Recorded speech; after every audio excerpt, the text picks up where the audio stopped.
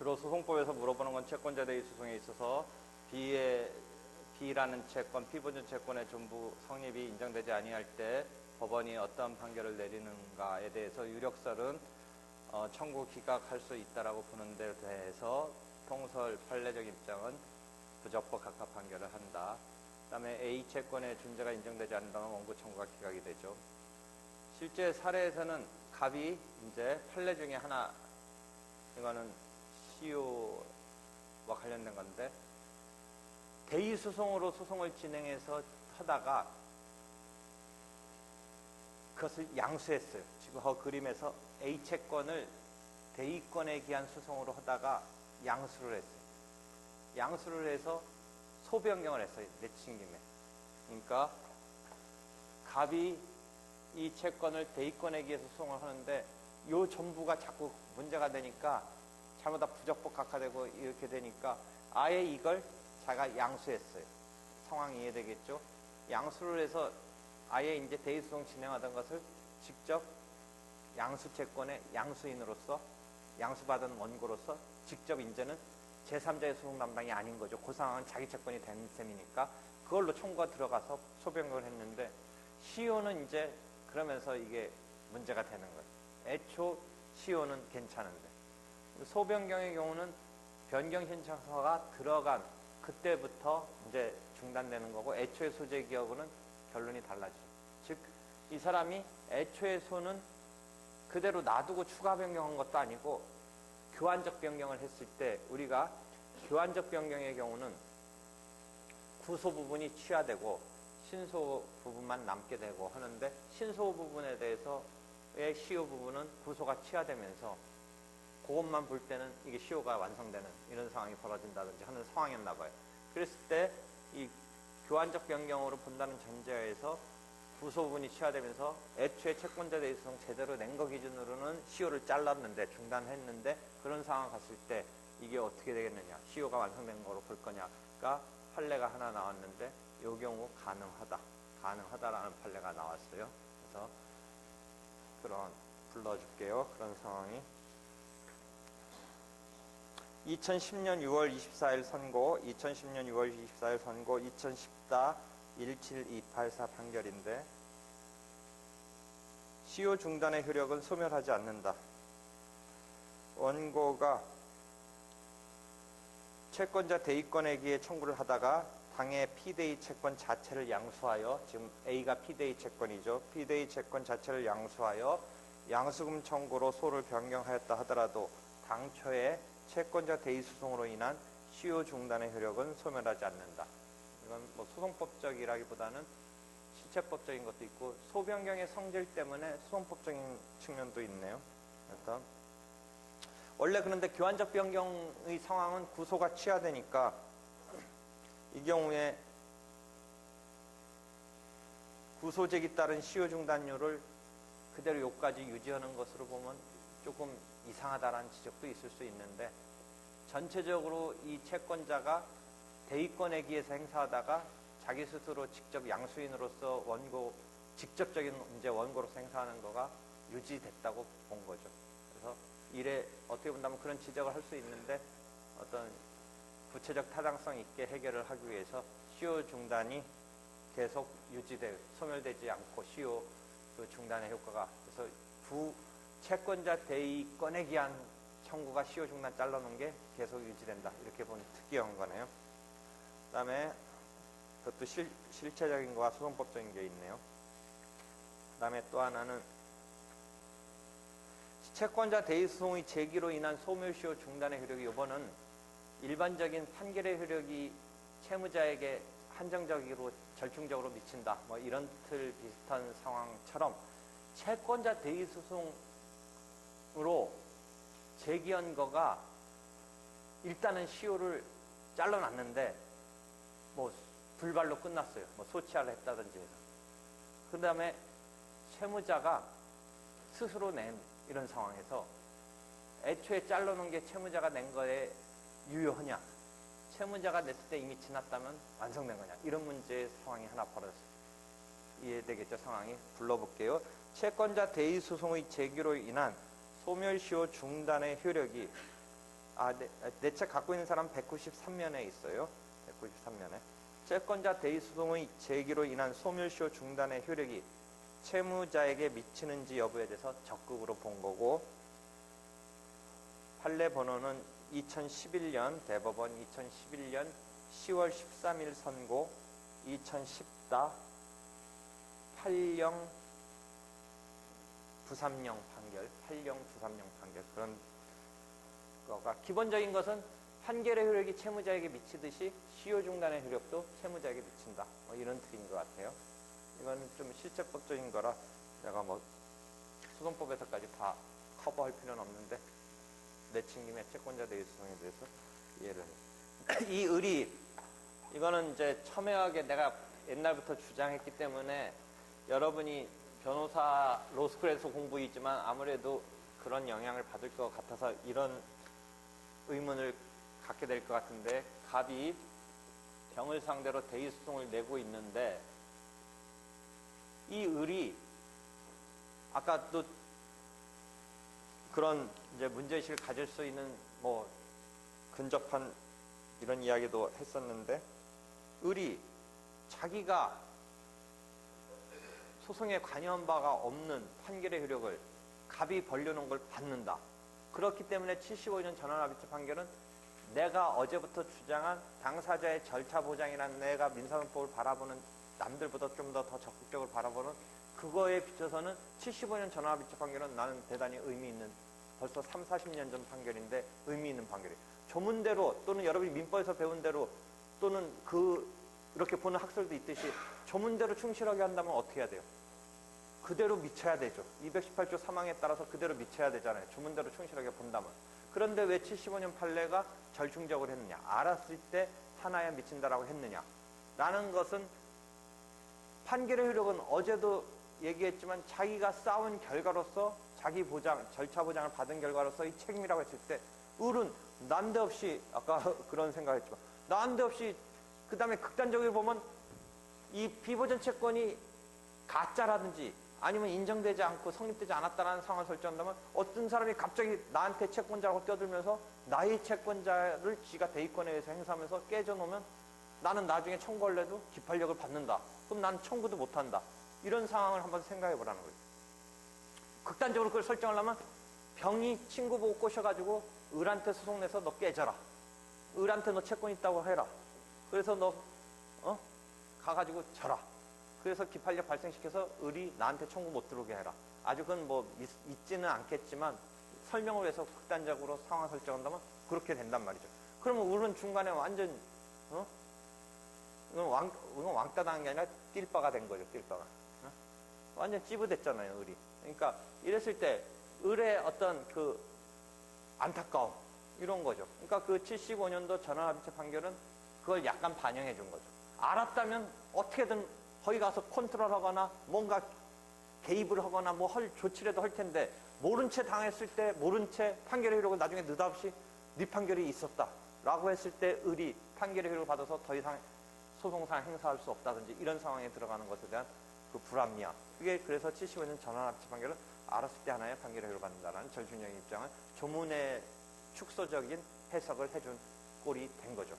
하여튼 그런 데서 문제의식을 알아서 가지고 이 소송에 뭐 알았든 몰랐든 뭐 알아서 하여튼 몰라서 갑이 난데없이 자기의 채권자라면서 이런 소송을 낸 것에 대해서 을이 황당한 거예요. 그러면 황당하니까 황당하다 뭐 경찰에 신고한다 뭐 이런 개념이 아니라 이 소송에 어떻게 컨트롤하겠느냐 했을 때 을이 어떻게 관여하겠어요? 이 소송에 갑이 병한테 대의소송을 벌리고 있는데 을이. 여러분 교과서에서는 그래가지고 결론적인 얘기만 하면 중복죄소로서 별도로 내는 건 중복죄소인데 이 소송에 관여하는 건 내가 볼 때는 굳이 중복죄소 얘기할 필요는 없을 것 같은데 참가 형태로 들어가는 데 대해서 하여튼 예컨대 중복죄소로서 할 수 있느냐 보면서 공동소송적 보조 참가의 형태로는 관여할 수 있지만 공동소송 참가로는 할 수 없다라는 식이 지금 제일 우리의 권위 있는 이시현 선생님 등의 입장이에요. 그러면 이제 공동소송적 보조 참가와 공동소송 참가 이제 구별해 보세요. 조문에 둘 다 조문 한 번만 읽어줘 볼래? 70 몇 조 읽어? 6조? 7, 8조? 네. 조문하고 조문. 네.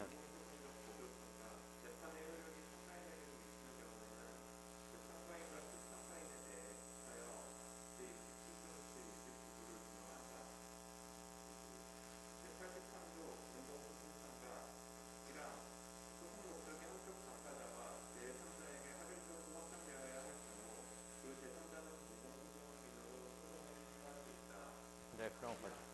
예, 됐습니다. 그런 두 가지 조문이 배치되어 있죠. 지금 배열되어 있죠. 두 사람이 공동으로 소송을 수행한다. 병에 대해서. 그랬을 때 이 사람에 있어서 관계가 공동소송인인데 이 공동소송인 관계는 통상의 공동소송도 있고 필수적 공동소송이 있다. 까지가 아까 설명을 했죠. 그래서 규율은 66조가 규율하고 67조가 규율한다. 그렇죠. 그런데 두 번은 갑이 이렇게 소송을 병한테 하고 있을 때 이 소송에 관여할 수 있는 뭔가 계기가 있어야 될 거예요. 뭔가 법률 관계가, 이해관계가 있어야 돼요. 이 법률상 이해관계가 있어야죠. 아까 말한 당사자 적격에 있어서 갑이 왜 대의소송을 낼 수 있느냐. 이 피보전 채권이 있어서 낸다. 그것도 피보전 채권이라는 자기의 이해에 딸린 자기가 돈 받을 거에 있으니까 이렇게 하는데 일반적으로 남의 소송에 개입할 수 있으려면 뭔가 이해관계가 있어야 돼요. 그것은 법률상 이해관계가 돼요. 우리가 감정상이나 경제적인 이해관계 갖고는 안 되고 이 법률상 이해관계. 그럼 법률상 이해관계 중에 진짜 다이렉트로 어마어마하게 다가오는 이해관계는 뭐겠어요? 판결의 효력을 받는 게 제일 어마어마한 다이렉트의 이해관계예요. 그러니까 이 법률상 이해관계 중에 판결의 효력을 받는다는 이해관계가 제일 직접적인 무거운 이해관계예요. 이런 사람은 오늘 계속 얘기했지만 판결을 받기 위해서는 소송에서 주체적으로 자기 주장을 펼칠 수 있는 기회가 보장돼야 된다가 계속 내 논리잖아요. 내가 말하는 바죠. 그럼 이 사람이 판결의 효력을 받으니까 들어갈 수 있는 계기는 있는데 그 이해관계 중에 판결의 효력을 받으니까 어떻게 들어가야겠어? 들어가면 당사자로 들어가게 해줘야 되죠. 그래야지 자기 주장을 펼치죠. 하나에. 그러니까 이 사람은 들어가는데 참가를 할 수 있는 이해관계가 있는데 그 중에 이해관계 중에 아주 직접적이고 무거운 이해관계인 판결의 효력을 받는 관계니까 그 경우에 당사자로서 들어갈 수 있게 해주는 거예요. 그게 공동소송 참가죠. 그래서 83조에 공동소송 참가가 되고 판결의 효력을 받으니까 원래 갑이 이겼으면 여기서는 을도 이긴 것처럼 돼야 되고 갑이 졌으면 예컨대 갑칙에 참가할 때 기준으로 본다면 을도 진 것처럼 돼야 되죠. 판결이 어떻게 돼야 돼요? 합의락정이 돼야 되죠. 그러니까 절차 진행은 어디 거꾸로 쓴다고 하고 있어요. 지금 83. 지금 말한 것은 필수적 공동소송처럼 절차가 진행돼야 된다는 건 교과서에 그럼 그렇게 나오는 것을 애우지 말고 생으로 애우지 말고 이해하라는 거죠. 왜 그럴까를, 왜 그런 설명이 나올까를 이해하라는 거죠. 이 사람이 들어가면 판결의 효력을 받는 자니까 들어가서 두 사람의 관계는 통상 아니면 필수적 두 가지 타입 중에 어디로 갈 거냐를 우리가 예측을 해본다면 필수적 공동소송 관계로 가야 된다는 거예요. 필수적 공동소송 관계로 가야 되니까 67조 등의 필수적 공동소송의 특칙에 의해서 가야지 합의락정으로 판결의 효력을 받는 상황이 이게 모순 없게 되는 거지. 그게 각자 판결이 나오면 우연히 각자가 더 동일 한쪽으로 나올 수는 있겠지만 만약 엇갈리면 갑의 판결의 효력을 받으면서 을 스스로 받은 판결하고는 모순되는 이런 상황이 나온다면 이게 안 되니까 그런 거죠. 그래서 그렇게 되죠. 그런데 이 판결의 효력을 받긴 받는데 그래서 당사자급의 지위를 줘야 되는데 무슨 이유, 또 다른 어떤 이유 때문에 당사자 지위를 못 주는 거예요. 그게 공동소송적 보조참가예요. 그러니까 판결의 효력을 받아서 스스로 판결의 효력을 받는 이해관계가 있기 때문에 스스로 독립적으로 주체가 될 수 있는 자격을 주어야 되는데 또 다른 어떤 측면에서 뭐가 결여되어 있냐면 당사자 적격이라는 그게 결여되어 있어요. 그래서 이 사람은 판결의 효력을 받는다는 것은 이 부분 그 자체는 법률상 이해관계가 있다는 것에서의 핵심적으로 중요한 무거운 관계니까 적어도 판결의 효력을 받는다는 말은 법률상 이해관계가 있다는 말까지는 뭐 충분히 커버해주는 얘기니까 보조참가는 당연히 할 수 있는데 단순한 보조참가로 가기에는 이 사람이 판결의 효력을 받는 이해관계이기 때문에 주체적인 지위를 보장을 해주고 싶은 거예요. 그런데 주체적인 지위를 차지하려는 당사자 적격서 이 사람이 안 되는 거예요. 판결의 효력은 받으면서 스스로 주체가 되는 게 왜 안 되냐? 뭔가 제소기간 같은 게 도가했다든지 뭔가 당사자 적격에서 뭔가 빵꾸가 난 거예요. 그랬을 때 이 사람에 대해서 당사자급의 지위를 보장해주기 위해서 나온 개념이 공동소송적 보조참가예요. 공동소송적 보조참가. 미안한데 조문 또 한 번만 읽어줘. 이번에 공동소송적 보조참가에 대한. 제78조 공동소송적 보조참가 재판의 효력이 참가인에게 미치는 경우에는 그 참가인과 참가인에 대하여 여기 제27조 그렇죠. 여기는 67조가 나오고 있죠. 판결의 효력이 미치는데 공동소송적 보조참가인데 이때는 공동소송 참가는 못하는 이유가 당사자 적격 같은 게 흥결돼서 스스로 못 들어가는 거예요. 그래서 공동소송적 보조참가는 하지만 주체로서는 판결의 효력을 받는 거니까 주체로서는 못 들어가, 당당한 주체는 안 되고 그러니까 공동소송적 보조참가라는 그 단어의 이 형식이 뭐예요? 보조참가죠, 기본은. 앞에 형용사적이랄까 부사적이랄까 공동소송인급으로의 의미만 부여했지 기본 세팅은 보조참가죠. 그렇지만 이 공동소송급으로 주고 그 다음에 공동소송인급으로 취급해 주려고 보는데 두 사람 간의 관계는 판결의 효력을 받는 자니까 역시 67조에 의한 거예요. 67조. 되겠죠? 그럼 이거에 비해서 순수한 보조참가는 뭐냐? 판결의 효력을 받는 자가 아니니까. 물론 판결의 효력을 받는 자가 보조참가를 하겠다는 것까지는 막지는 않아요. 그 사람은 공동소송 참가라든지 경우에 따라서는 공동소송적 보조참가, 당사자일 게 없어 하는 거인 거지 보조참가를 판결의 효력을 받는 자가 못할 건 아니죠. 그건 당연히 내포되어 있는 거니까. 근데 하여튼 법률상 이해관계에 있으면 이제 보조참가를 하는 것이죠. 근데 보조참가는 당사자가 아니고 약간의 뭐 기일의 송달을 받는다든지 하는 건 독립적으로 받지만 전체적인 거는 종속적이죠. 근데 조문은 아까 말한 대로 앞에서 71조부터 나오고 있기 때문에 법률상 이해관계에 있는 자가 뭐 참가할 수 있다 하면서 참가의 신청에 대해서는 뭐 72조에 어쩌고저쩌고 하고 있으니까 아까 83조가 공동소송 참가가 72조를 준용한 것은 어떤 형식적인 것에서 참가 신청서를 앞에 이미 나온 거를 끌어쓰는 정도의 의미에 불과한 거고 보조참가는 실제는 당사자로서의 참가는 아니니까 어떻게 본다면 복수의 당사자, 공동 당사자라는 말에서는 조금 사실 정확하게 엄밀하게 말하면 빠져야 돼요. 이건 당사자로 들어가는 건 아니니까. 그래서 뭐 종된 당사자 이런 개념을 쓰는데 이름 보조죠. 보조. 그러니까 이 사람의 지위에 관한 거는 66조냐 67조냐 두 가지 타입하고는 상관없는 거예요. 이건 당사자로 들어가는 게 아니니까. 그러니까 72조 등의 장황하게 조문이 보조참가가 남의 영역 와서 조문은 제일 많이 차지하고 있어요. 잘 보면. 잘 보세요. 거기가 제일 많이 차지하고 있어요. 조문이. 그건 왜 그러느냐. 어떻게 절차 진행을 할 건가에 대해서 얘기해 주느라고 그 조문이 몇 개 더 있는 거예요. 다른 공동소송 유형은 일단 절차는 지금 우리끼리 아까 내가 얘기해 준 거에 따르면 뭐 아니면 뭐만 있다? 66조 아니면 67조만 있는 거예요. 근데 보조참가는 그게 아니니까, 당사자가 아니니까 뭔가 얘기를 해주다 보니까 앞에다 배치하니까 거기 72조, 73조 막 있는 거예요, 조문이. 그러니까 어떻게 본다면 자기가 주가 아닌 동네 와서 조문만 잔뜩 차지하고 있어요, 지금. 엄밀하게 말하면 여기는 복수의 당사자급 얘기를 주로 하려고 했던 영역인데. 하여튼 조문이 그렇게 흘러가고 있다는 거 잘 이해해 보세요. 그래서 77조까지 보조참가가 조문을 차지하고 있네요. 그렇게. 되겠죠? 그래서 70조 참가적 효력이 미친다. 뭐 나중에 이제 보조참가 나올 때 얘기할 건데 그런 조문이 차지하고 있는. 왜 참가적 효력 이런 얘기가 나와요? 일반적인 당사자면 뭐예요? 자기 판결, 아까 말한 대로 자기 판결 뭐예요? 자기가 받는다. 다만 그 필수적일 때는 가지런하게 합의를 합족한다. 그러니까 판결의 효력에 대한 얘기는 공동소송의 일반론에서는 어디 거 얘기만 하면 돼요? 218조 1항에 판결의 효력은 당사자 사이에 미친다. 이 조문만 생각하면 되는 거예요. 자기 판결, 자기가 당사자 사이에 상대방과 나하고만 받는 거다라는 얘기만 하면 되지, 판결이랄까 어떤 절차에서 진행된 효력에 대한 더 얘기를 여기서 써줄 필요가 없으니까 그런 얘기가 없는 거예요, 여기는. 그런데 보조청가의 참가적 효력은 왜 그런 참가적 효력이라 부르는 그런 효력에 관한 얘기가 나오느냐?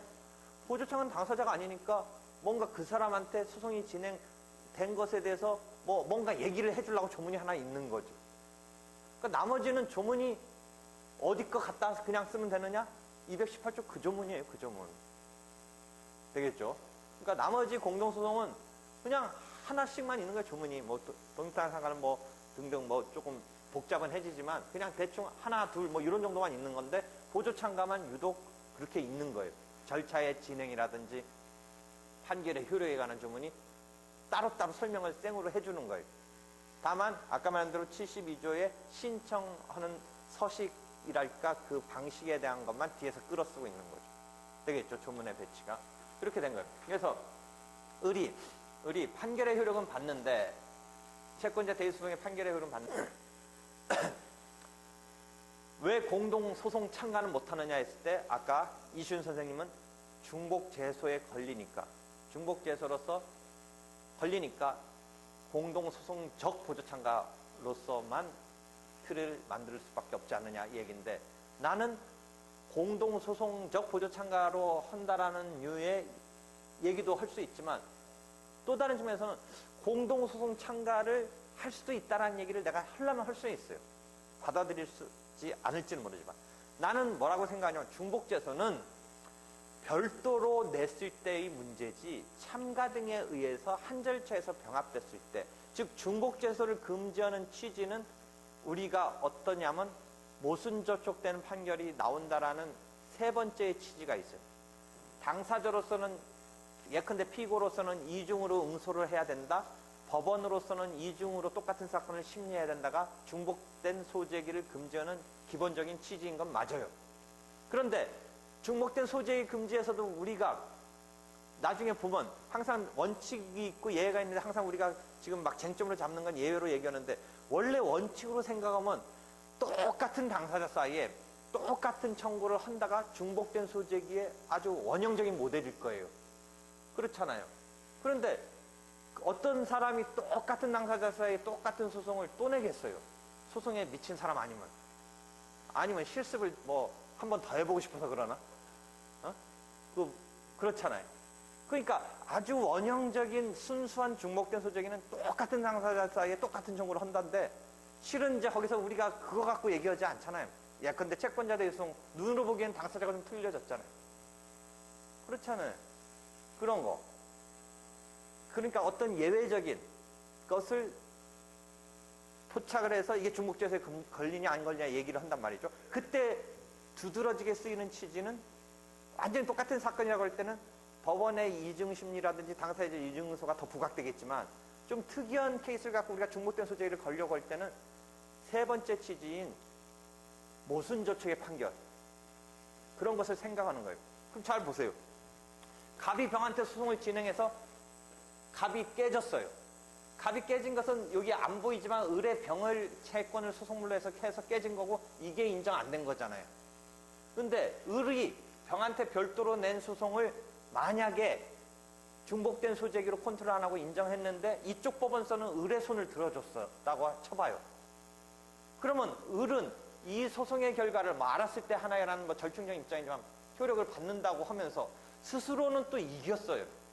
이 판결의 효력은 받아야 된다, 미친다고 하면서 스스로는 또 이겼어요. 그러면 패소 판결은 미치면서 스스로 건 이겼으니까, 이거가 독립적으로 진행됐을 때 판결의 효력이 미치는 바람에 우리도 이해하기가 머리가 미칠 지경에 이르는 거예요. 그러니까 이런 모순저촉을 사전에 차단하기 위해서 이것을 내지 못하게 하자가 이해되겠죠. 중복된 소재기에 금지에 있어. 그렇게 됐죠. 그런데 이 소송에서 동일한 법원에서 병합된 사건으로 동일한 절차하고 복수의 청구이지만 동일한 법원서는 그 모순된 판결을 띨빠하게 내리지는 않을 거라는 거죠. 손 들어주면 손 들어주는 거지, 이쪽 손 들어주면서 이쪽 손을 못 해준다고 동일한 법원이 그렇게 모순된 판결은 안 할 거라는 거죠. 동일한 법원서의 판단이라면 두 사건을 같이 놓고 판단하는 거예요. 그랬을 때 내 식의 생각은 중복재소의 금지는 별소로 냈을 때가 부각되는 거지, 참가라든지 해서 병합돼서 하나의 법원서 판단된다면 그다지 문제 삼을 필요는 없다가 내 생각이에요. 그럼 왜 공동소송 참가를 못하느냐? 나는 중복된 소재기를 직접적인 원인으로 하기보다는 당사자 적격을 갑한테 을이 빼앗긴 거예요. 갑이 먼저 치고 들어오니까 을이 당사자 적격을 하나 놓고 물론 여러분이 교과서 보면 갑이 채권자 대리 소송을 내더라도 을 자체의 당사자 적격이 유지될 건지 어떨 건지 이런 생각은 할 수 있게 이야기가 펼쳐지는데, 적어도 소송을 내기 전에는 병렬적으로 갖고 있을지언정 소송에 뛰어들었을 때는 그 한 자리 놓고 싸우는 건데, 갑이 딱 들어가 있는 거예요. 미채권에 대한 주인으로서 제3자의 소송 담당이죠. 그러니까 을이 치고 들어갈 틈이 없고, 을이 치고 들어가려면 갑을 내쫓아야 돼요. 그럼 갑을 내쫓기 위해서는 을이 갑한테 뭐를 걸어야 돼요?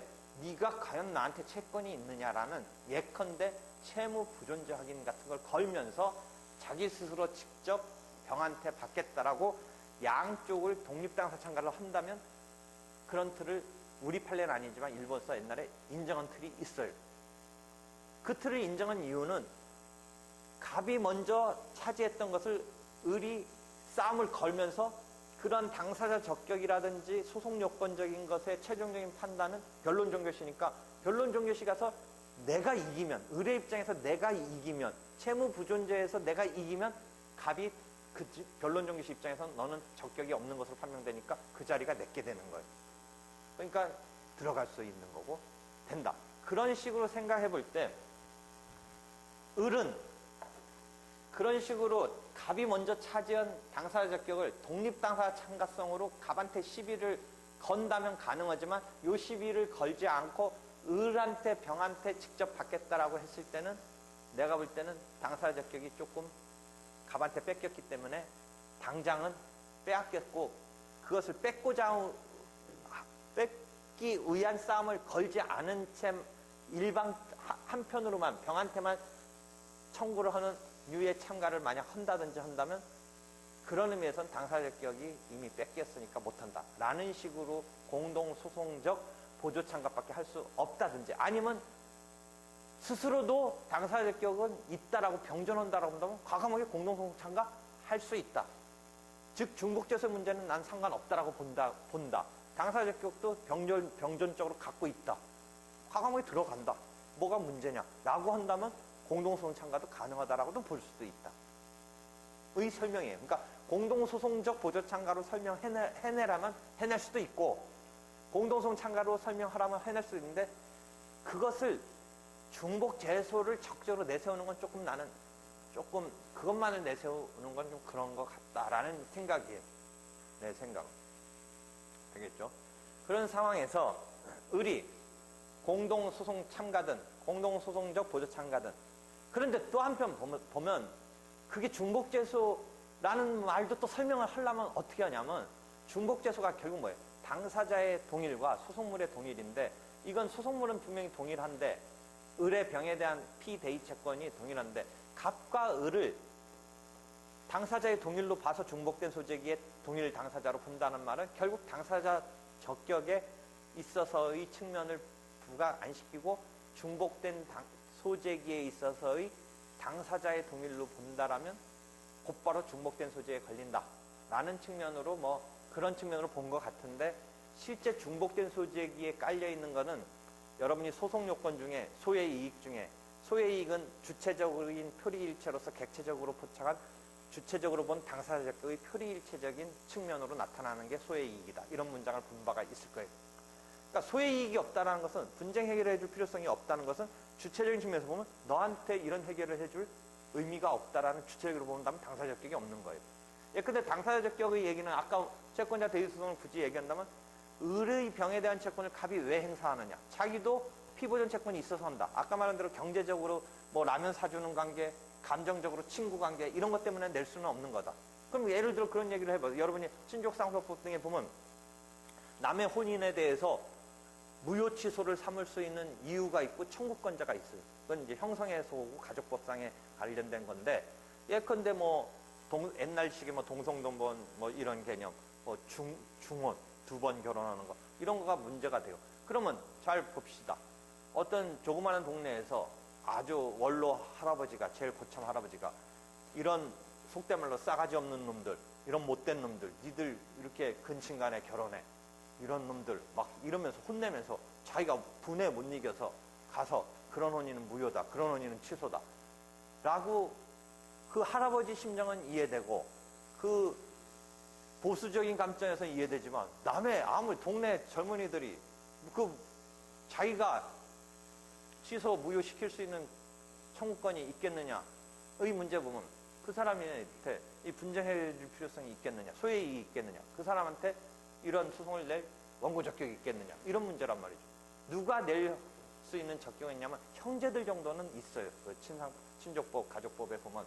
근데 그 원로 할아버지가 왜 남의 거에 대해서 그러느냐, 원고 적격이 없는 거죠. 분쟁 해결해 줄 필요성이 없죠. 근데 형제지간은 뭔가 형성권에서 당사 적격을 설정을 했고, 그래서 여러분이 형성소송에 대한 원고 적격, 당사 적격은 법률의 규정에 따라서 하면 대부분 처리된다, 이런 식으로 문장이 나오는 거예요.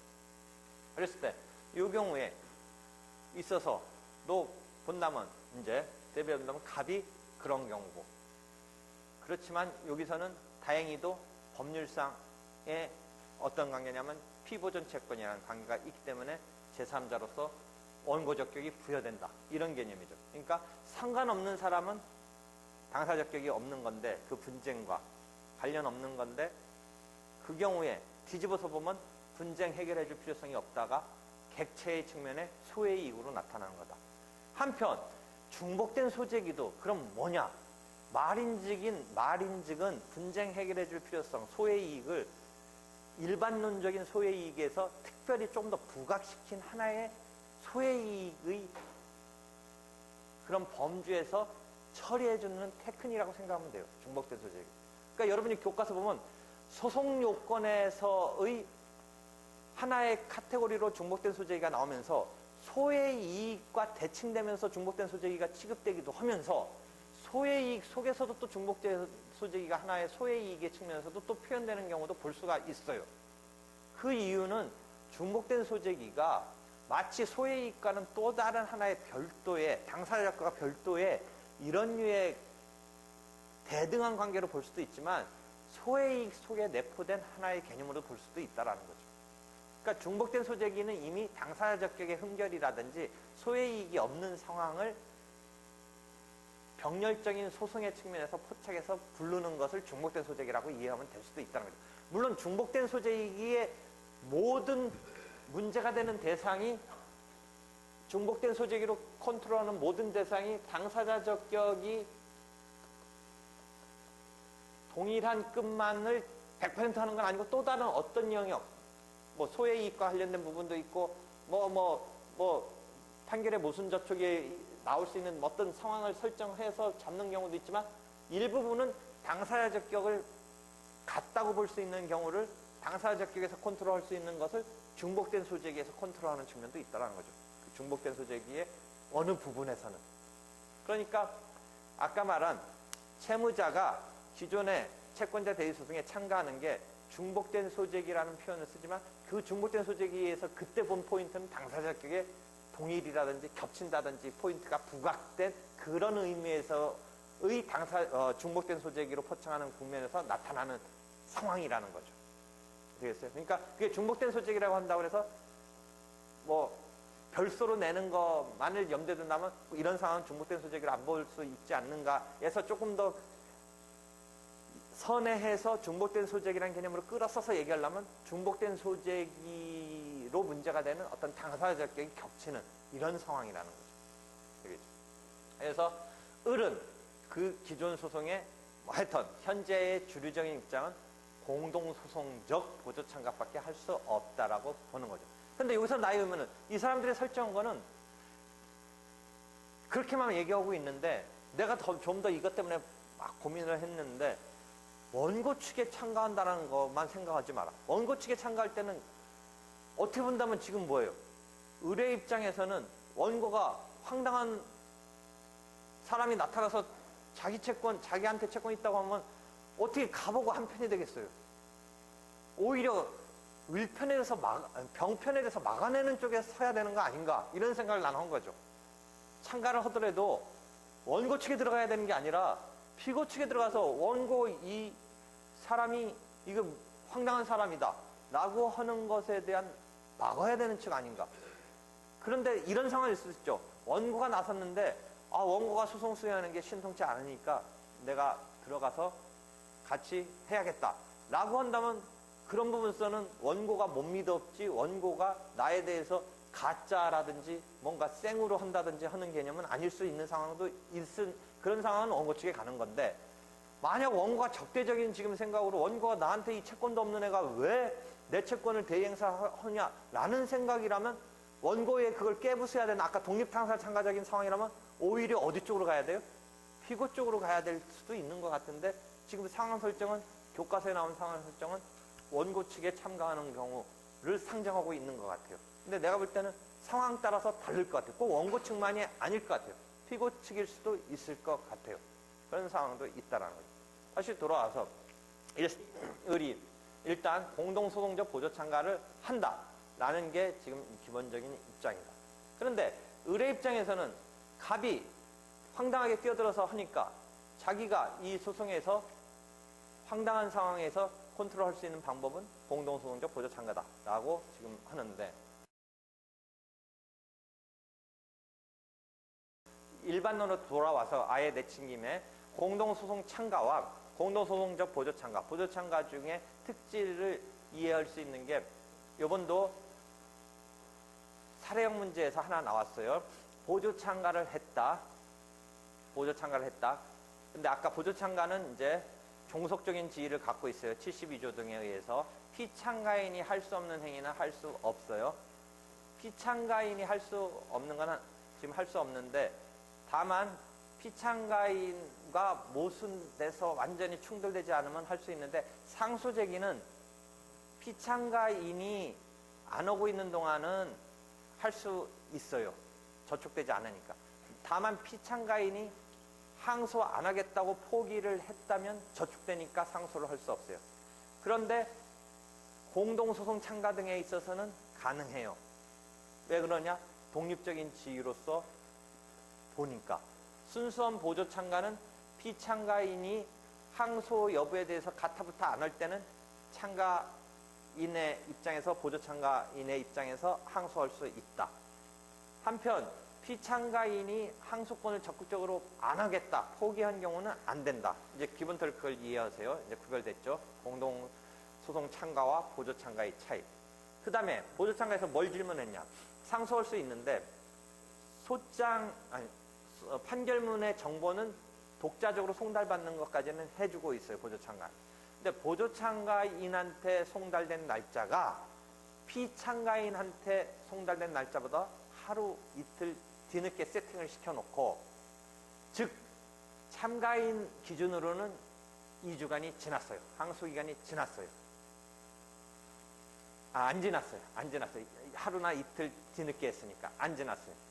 피참가인한테는 그러니까 이날 기준으로 하루 이틀 빨리 송달된 걸 설정을 했으니까 지났네요. 이런 세팅을 해놓고 항소 여부에 있어서 적법 여부를 물어봤어요. 이번 사례형에도 아마 10점 정도의 문제로 나갔어요. 그러면 송달은 독자적으로 받지만, 그 다음에 항소를 독자적으로 포기하지 않은 이상 할 수 있지만, 뭐에서 걸렸냐면 항소기간이 도가했느냐 여부가 피참가인 송달 기준으로 했기 때문에, 한다고 하기 때문에 도가해버린 거예요. 하루 이틀 피참가인은 빨리 도달하는 것으로 설정을 해주고, 참가인한테는 하루 이틀 늦게, 정확히 하루인지 이틀인지 늦게 세팅을 해주고, 그 다음에 항소를 보조 참가인이 하게 된 날짜가 피참가인 기준으로는 지난 날짜고, 이 참가인 날짜로는 기준으로는 안 지난 상태에서 했다라는 식으로 세팅을 시키고 질문을 던졌는데 피창가인 기준으로 해서 본다면 지났기 때문에 항소는 부적법하다가 예컨대 모범답안적인 얘기인데 여기에 있어서 보조참가인한테 송달까지는 독자적으로 해주면 그 다음에 저촉되지 않고 할 수 있다면 여기서 이 선은 뭐겠어요? 여러분이 보조참가인으로부터의 변호사라면 피참가인은 도가했지만 보조참가인 기준으로 도가하지 않았으면 그 사람 기준으로 적법하다고 해줘야 되지 않느냐 라는 주장을 펼칠 수 있어야 되는데 책에는 피참가인 기준으로 한다라고만 하는 거 설명 이외에 더 있을지 없을지는 모르겠는데 혹시 각주 정도의 그런 입장도 있을 수 있다라고 정도가 나올지 모르지만 생각해 볼 수 있어요. 이해됐겠죠? 그게 10점짜리 물어봤어요.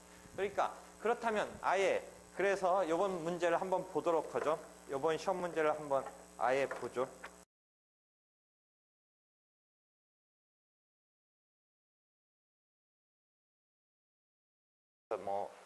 시간을 많이 주어지든 조금 주어지든 나는 계속 왔다 갔다 하는 방식의 그런 수업인데 채권자 대의 수송에 대해서 시험에 자주 다뤄진다라는 얘기를 하면서 기출 문제를 한번 봤네요.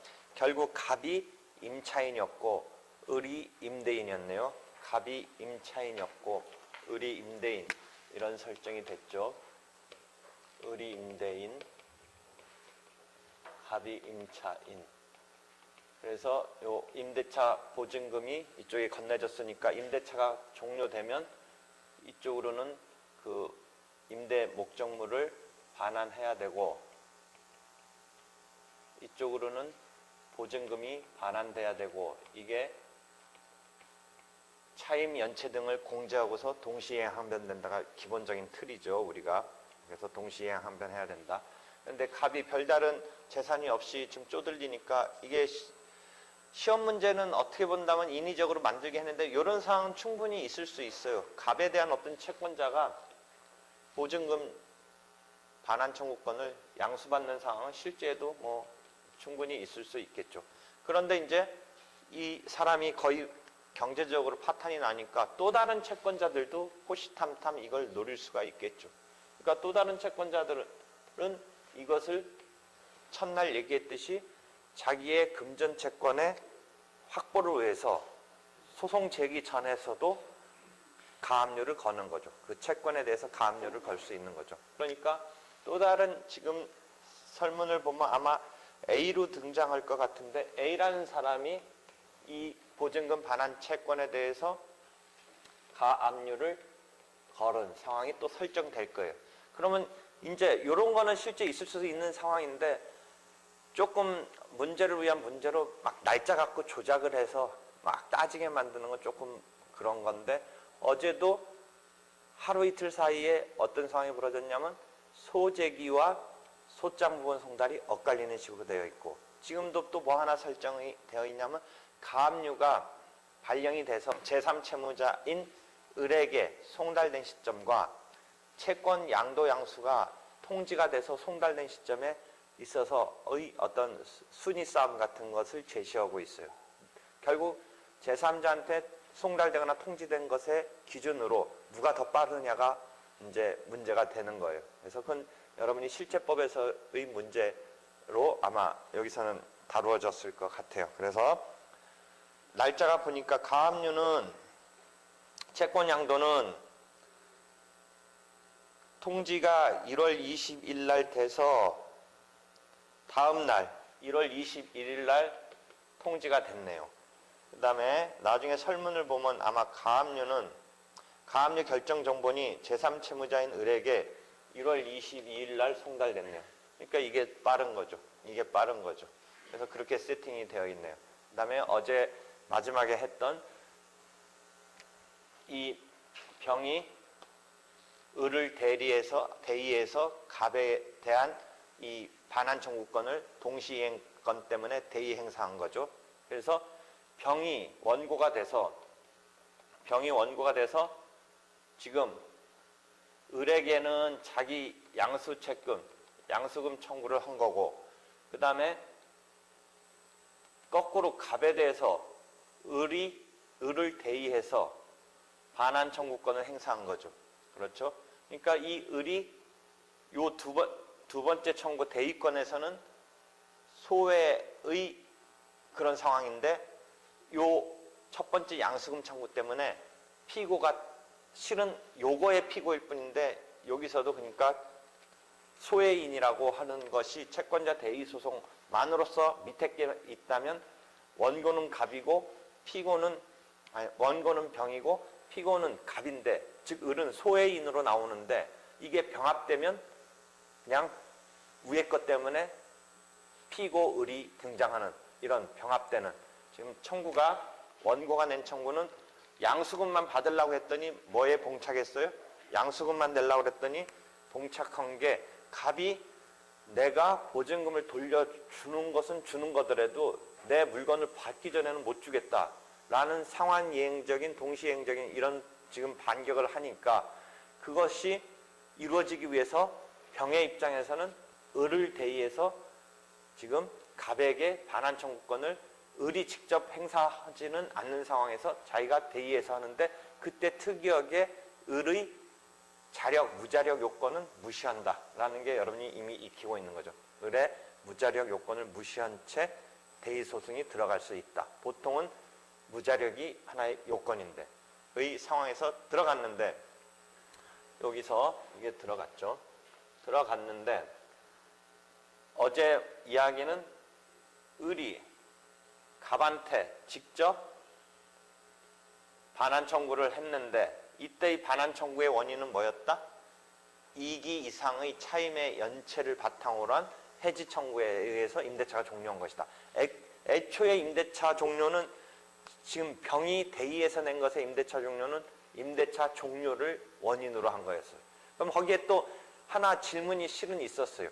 임대차 기간을 당사자끼리 갱신을 했었어요. 근데 그 갱신한 것을 이 병한테 대항할 수 있겠느냐의 논점이 하나 있었어요. 대항할 수가 없었어요. 자기네끼리는 임대차 그것에 대해서 이 기간 연장을 했지만 양도가 이루어지고 나서 그렇게 해봤자 이제 끝난 것의, 자기네끼리는 연장하기로 했지만 끝난 거예요. 그래서 병이 을을 대의해서 갑한테 반환 청구하게 된 계기는 임대차가 종료된 것을 가지고 반환 청구하는 것에 대한 그 청구를 대의 행사한 거고, 을이 직접 갑에게 청구하는 것은 차임 2기 이상을 연체했기 때문에 해지의 바탕을 둔 임대차 종료에 의한 반환 청구니까, 엄밀하게 구소송물 이론 내지는 실무적 입장을 충실하게 따른다면 그 자체도 별개의 소송물이 될 거다. 그 자체도.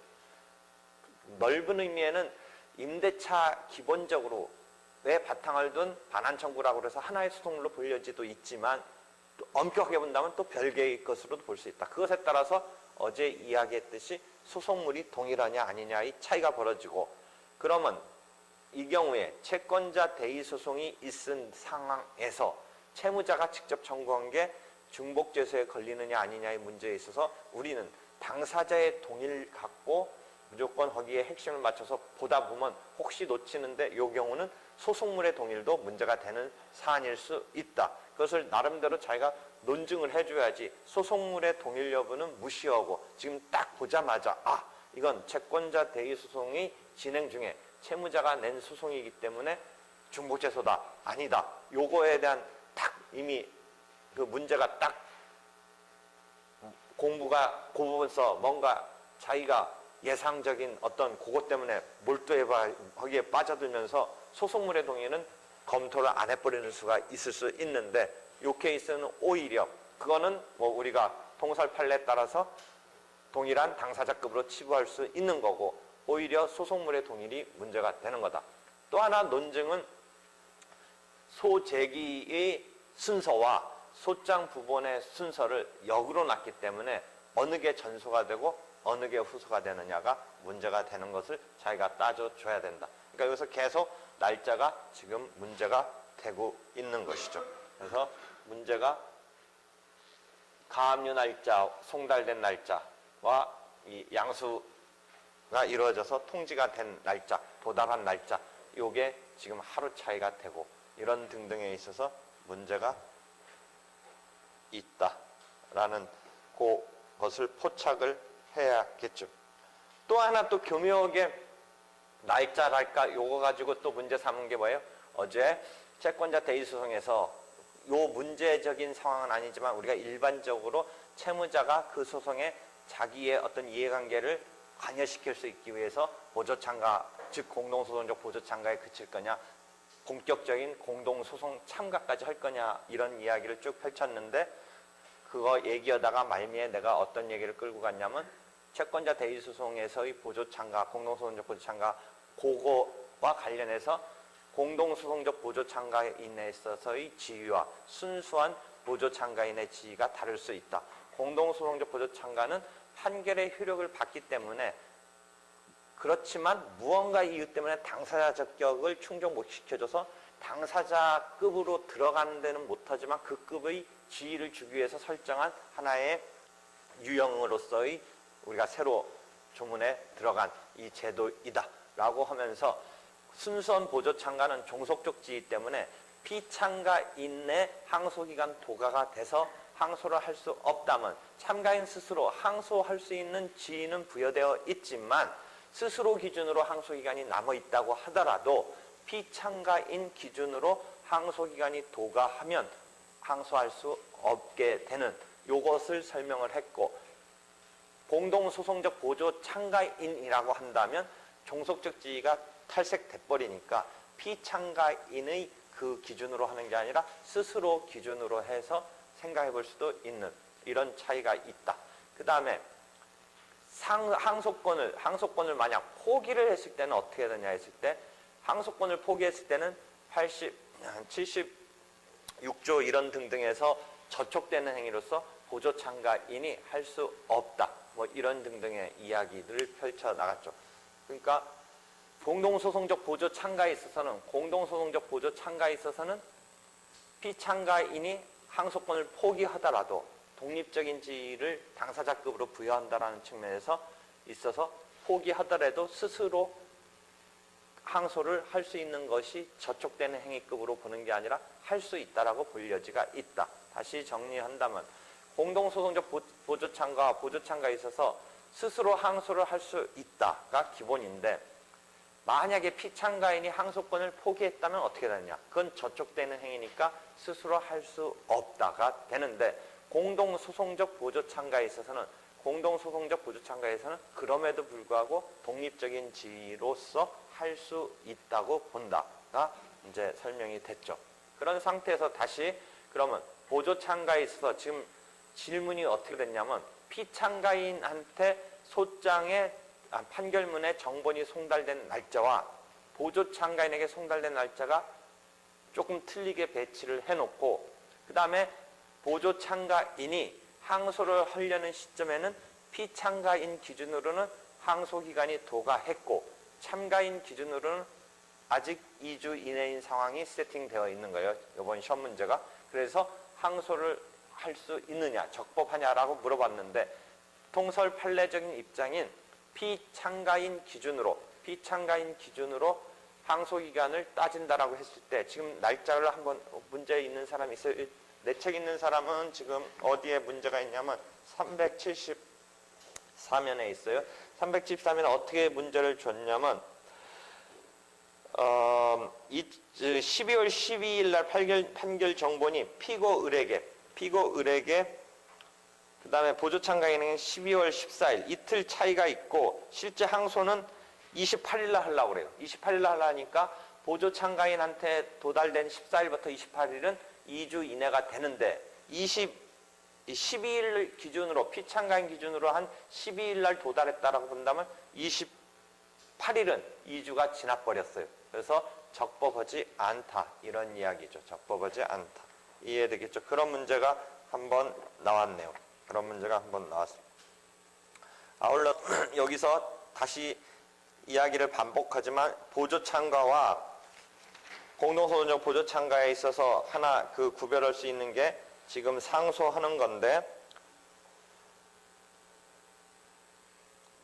이 문제는 이미 작년에 시험 문제 나온 그 기간이 차이가 나게 해서 물어보는 건 이미 보조 참가 보면서도 계속 연습이 됐던 거고, 예컨대 지금 책이 있는 사람은 819면에 보면 아예 그 문제 다음에 뭐를 질문을 던지냐면, 가령 상속권을 피참가인이 포기하고 있는 경우에는 어떠한가? 아까 설명처럼 피참가인이 상속권을 포기한 경우에는 어떻게 되냐 하면, 공동소송적 보조 참가의 경우에는 저촉되는 행위라도 참가인이 스스로 할 수 있다라는 전제하에 유효하게 상소를 할 수 있다. 즉 순수한 보조 참가의 경우는 피참가인이 상속권을 포기했다면 포기한 상황에서 저촉되는 행위로서 할 수 없게 되는데, 공동소송적 보조 참가의 경우는 그러하지 않다라는 그 얘기가 질문에 또 던져지고 있는 것까지 아울러서 이해를 하도록 하세요. 그 다음에 다시 돌아와서 피참가인 기준으로 상소기간을 따진다. 피참가인 기준으로 상소기간을 따진다라는 데 대한 것은 일반적인 통설 판례인데 이설이 아주 없는 건 아니다. 참가인이 판결문 송달을 받고 나서 기간은 왜 피참가인 기준으로 하느냐. 스스로 송달 받았으면 받을 수 있다라고 한다면 그 기준 시점도 스스로 송달 받은 시점을 기준으로 해서 2주간의 항소기간이 도가지 않았으면 되는 것이지 왜 피참가인 기준으로 해서 따져야 되느냐라는 반대 입장도 있다라는 것이죠. 이렇게 해서 채권자 대의소송과 관련해서 보조 참가의 개념까지 설명을 했어요. 이렇게 해서 우리가 지금 이제 당사자에 관한 소송 요건 중에 당사자 적격으로서 법정 소송 담당으로서 채권자 대의 소송을 이해를 했고, 이렇게 해서 당사자에 관한 것이 설명이 어느 정도 이루어졌고, 소송 대리에 관한 설명은 어제 비변호사 대리 87조 이하의 그런 이야기를 언뜻 한 거 정도로 마치려고 해요.